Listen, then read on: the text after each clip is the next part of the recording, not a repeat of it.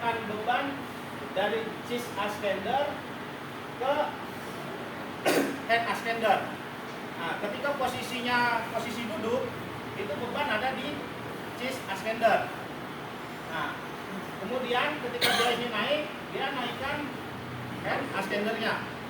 Kemudian bebannya dipindahkan ke hand ascender, ke foot loop untuk dia berdiri. Nah, secara otomatis stroller